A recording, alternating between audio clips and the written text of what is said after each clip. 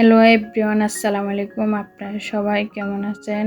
আমরা সবাই ভালো আছি। তো যে যেখান থেকে আমার ভিডিওটা দেখছেন, পুরো ভিডিওটা দেখবেন। তো আজকে আরেকটা নতুন ভিডিও নিয়ে আসলাম।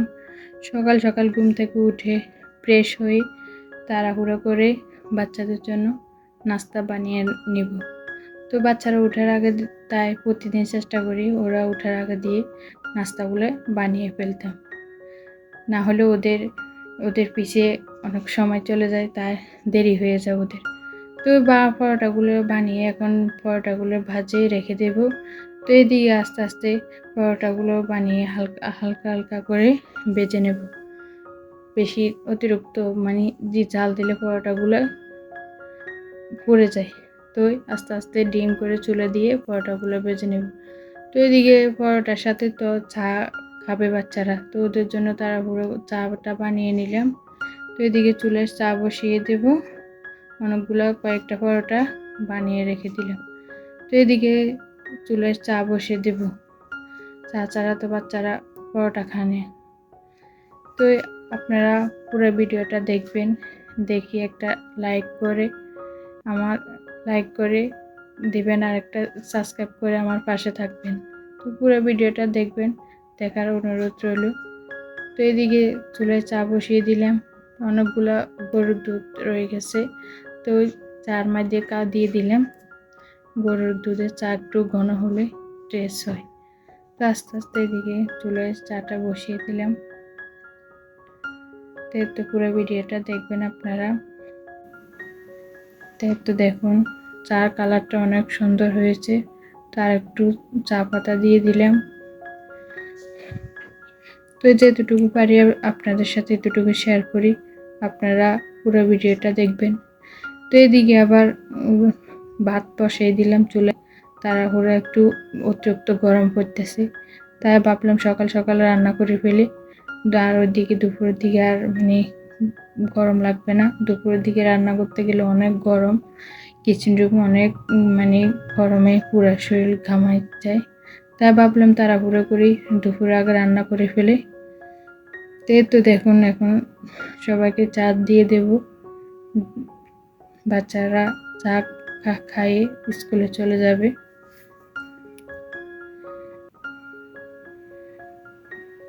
তো চাটা এখন হয়ে এখন বাহির থেকে একটা পেঁপে আনলাম। তো পেঁপেটাকে কাটে নিয়ে এখন সবাইকে দিয়ে দেব। ছোট ছোট বাচ্চাদেরকে পেঁপে খাওয়ালে অনেক ভালো। তো এই জন্য ভাবলাম একটা পেঁপেটা অনেক কালার সুন্দর, দেখুন কি সুন্দর কালার পেঁপের। এরকম সরাসরি এরকম পেঁপে হয় না, কালার পাওয়া যায় না। এই কালার পেঁপেগুলো অনেক দেখতে খুব ভালো লাগে আর একদম কালারফুল, মিষ্টিও অনেক ছিল। এতে আমার বাচ্চারা খায়।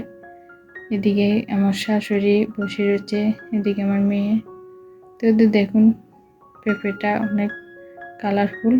তো আমার এদিকে আবার মাছ বসিয়ে দিলাম। তো আজকে মাছগুলো ভাজি করে রান্না করব। দেখুন রোদ মাছগুলো এখন আস্তে আস্তে ভেজে নিলাম। তো যতটুকু পারি আপনাদের সাথে এতটুকু শেয়ার করি, আপনারা পুরো ভিডিওটা দেখবেন। তো এতটুকুই আপনার কাছে বললাম। তো আপনাদের ভালো লাগলে, যেদিকে ভালো লাগে এদিকে কমেন্টে জানাবেন। তো এতটুকু আপনাদের সাথে যতটুকু পারি আপনাদের সাথে শেয়ার করি। আপনারা আমার পাশে থাকবেন, পাশে থেকে আমাকে এগিয়ে নিয়ে যাবেন। আপনাদের উৎসাহ আমি চেষ্টা করি প্রতিদিন ভিডিও দেওয়ার জন্য।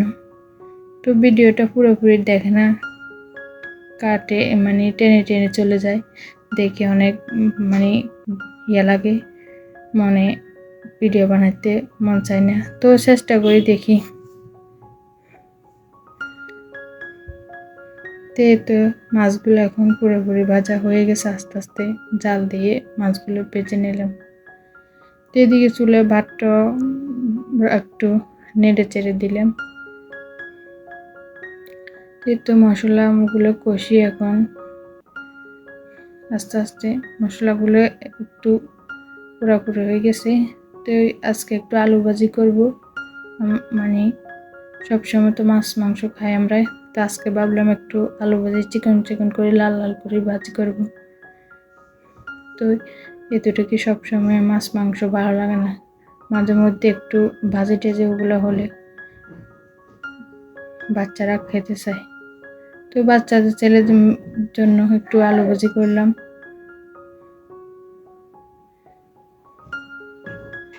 তো আপনারা দেখতে থাকুন। আপনারা দেখি ভিডিওটা ভালো লাগলে কমেন্টে জানাবেন।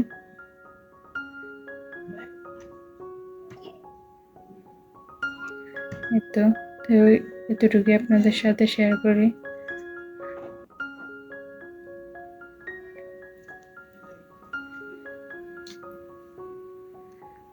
আপনারা পুরো ভিডিওটা দেখতে থাকুন।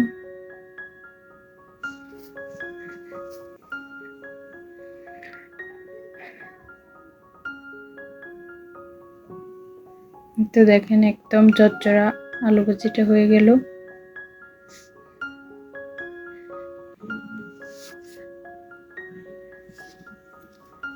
আলু ভাজির সাথে একটু ডাল হলে তো আর কিছু লাগে না। তো আজকে শুধু আলু ভাজি করলাম আর মাছগুলা ভাজি করছি, ওগুলোকে রান্না করব। তো আর একটু মুরগির মাংস, বাচ্চাদের জন্য মুরগির মাংস বেশি পছন্দ করে, তো ওদের জন্য একটু কয়েকটা মাংস ছিল ফ্রিজে, তো ওদের জন্য একসাথে মাখিয়ে বসিয়ে দিলাম।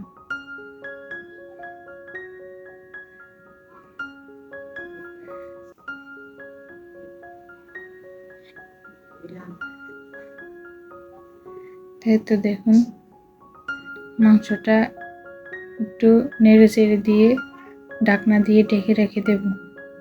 তো এভাবে মাংস রান্না করলে আমার বাচ্চারা খুবই পছন্দ করে। ওরা মানে কোনো মাংসের সাথে ঝোল বা আলু দিলে খেতে চায় না, শুকনো শুকনো করে ভাজা করলে ওরা খুবই খেতে পছন্দ করে। তো এতটুকু আপনাদের সাথে আজকে ভিডিওটা দিলাম। তো আমার পুরো ভিডিওটা দেখবেন আপনারা। ভিডিওটা পুরো দেখি লাইক কমেন্ট সাবস্ক্রাইব করে দিবেন, সাবস্ক্রাইব করে আমার পাশে থাকবেন। তো আপনাদের কাছে নতুন নতুন ভিডিও নিয়ে আসবো।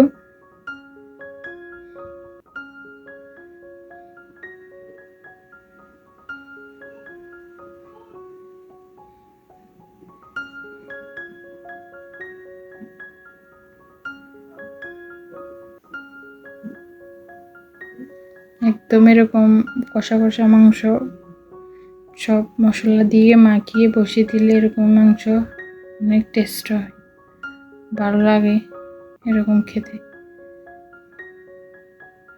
তো এতটুকু